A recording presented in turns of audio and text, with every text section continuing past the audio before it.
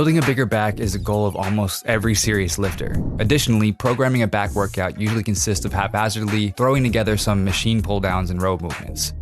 But what if those staple exercises have become a little stale, which causes a lack of excitement for stimulating new muscle growth?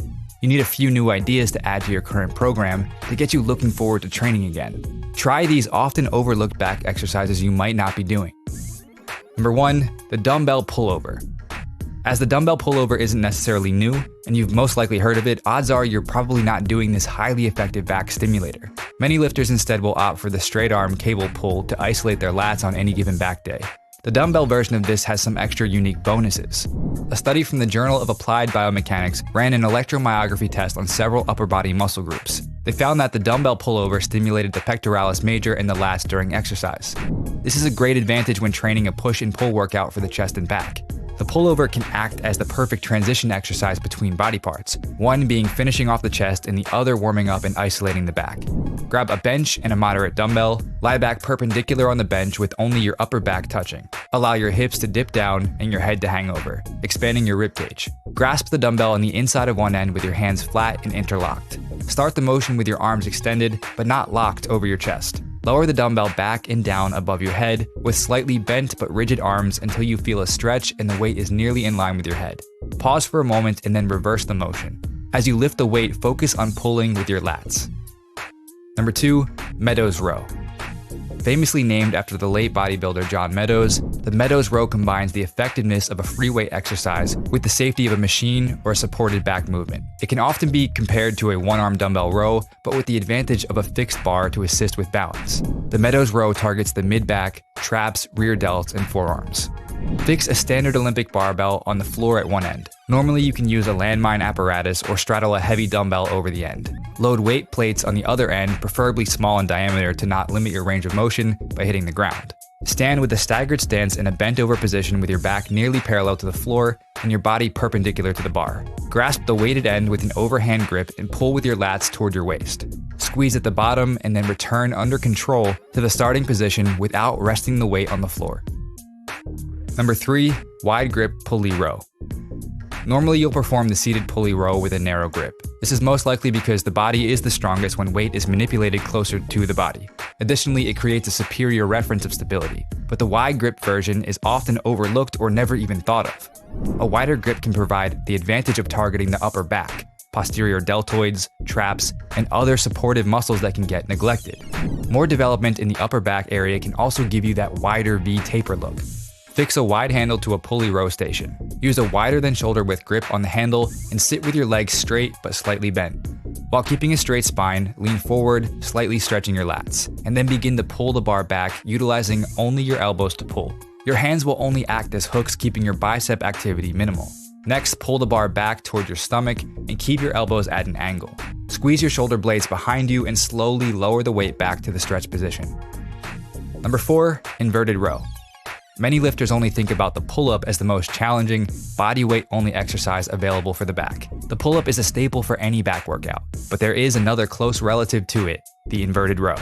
Think again if you're convinced that back training should only consist of brutally heavy weight and low reps. An ACE-sponsored study pitted several more traditional back exercises against each other, including the inverted row, using EMG technology. The findings concluded that the inverted row tested relatively well compared to the bent over row, lat pull down, and the seated row when testing for latissimus dorsi activity.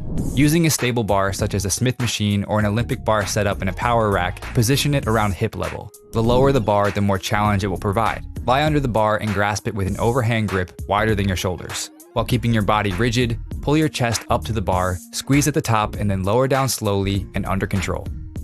Number 5, chest-supported dumbbell row.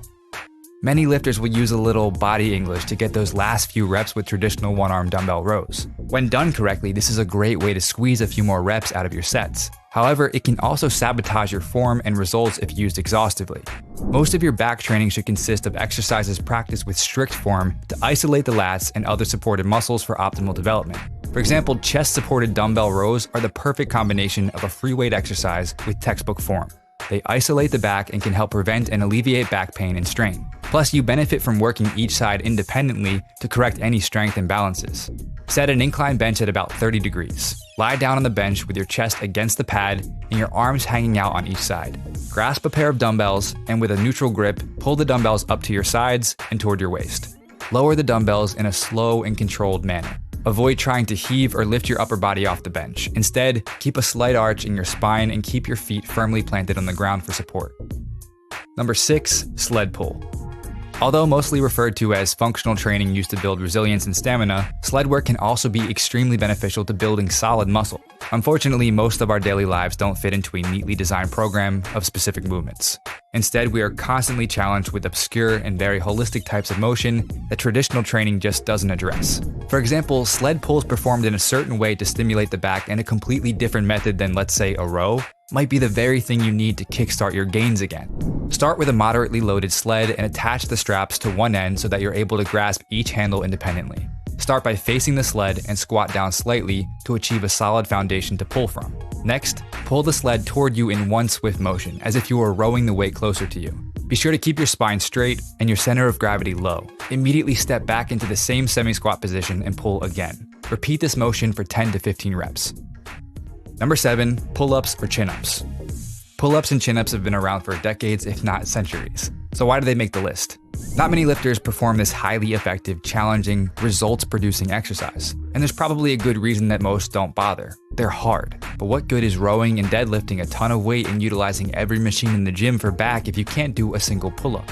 A study in the Journal of Physical Fitness, Medicine, and Treatment in Sports compared the pull-up to 3 other alternative exercises: seated lat pull-down, kneeling lat pull-down, and assisted pull-up. Using EMG to measure muscle activity, the researchers concluded that the pull-up created significantly higher muscle activation in the abdominals, biceps, lats, and traps. In other words, you get much more bang for your buck with pull-ups. To get the best out of pull-ups, grasp a pull-up bar with an overhand grip just outside of your shoulder width. Starting with a slight bend in your elbows, pull your chest to the bar by bringing your elbows back and down toward your sides. Imagine your elbows pulling instead of your hands while focusing on squeezing your shoulder blades together.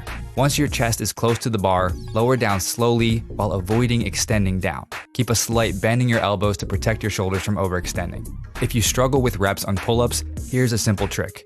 No matter how many reps you're capable of, choose a number as a total goal and perform as many sets as it takes to reach that number. For example, if you chose 20, you may do one set of 5 reps, another set of 4, then the next might be 3 reps, and so on. Keep going until you've reached 20. Over time, you'll perform more reps and fewer sets to achieve the goal. Back training doesn't need to be the same old song over and over with dwindling results. Instead, try some of these movements in your next workout and watch your back soak up more growth. Did you find this video helpful? If so, click the like button below, as it'll genuinely help out the channel.